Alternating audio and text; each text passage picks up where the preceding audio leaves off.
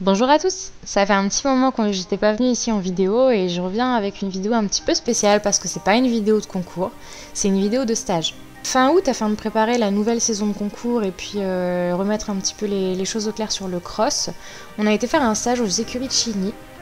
On était dans le groupe des clubs bains, si je dis pas de bêtises, et on a pu bénéficier du coup le matin d'un cours de dressage dans le manège où on a travaillé principalement tout ce qui était épaules en dents, mobiliser épaules, mobiliser un peu les hanches, voir si le cheval était bien disponible, les variations d'allure aussi, donc tout ce qui va être allongement du trot et tout ça.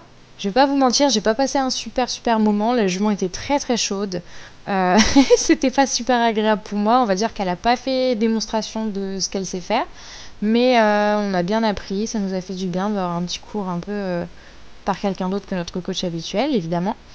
Et en plus de ça, à la fin du cours, on avait la possibilité du coup de dérouler la reprise, donc sur le carré de dressage, et d'être jugé sur cette reprise.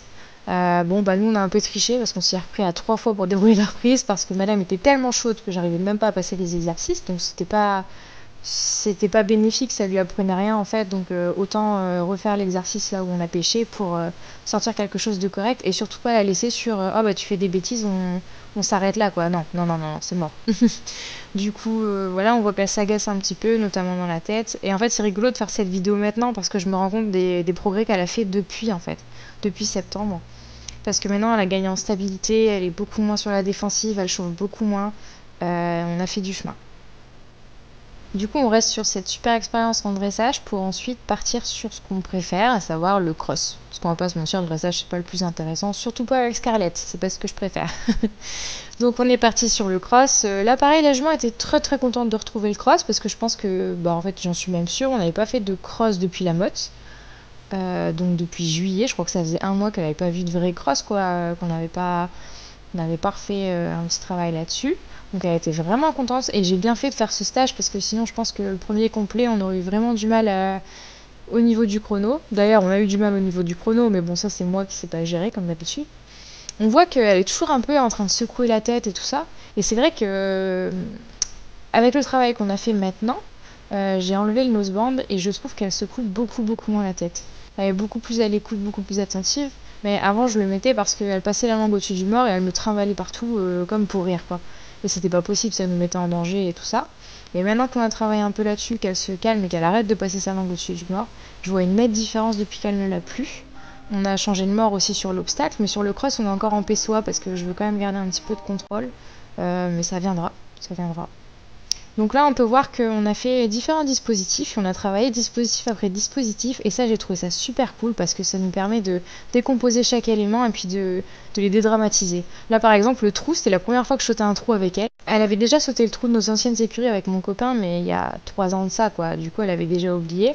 Là, elle a un petit peu regardé parce qu'elle s'est demandé quoi, et finalement, elle a passé ça très bien. On est revenu plusieurs fois, on a fait une petite combi avec le directionnel derrière, c'est passé top.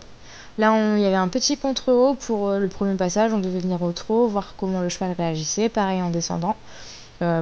Biche, hein, elle adore ça, donc pas de grosses problématiques.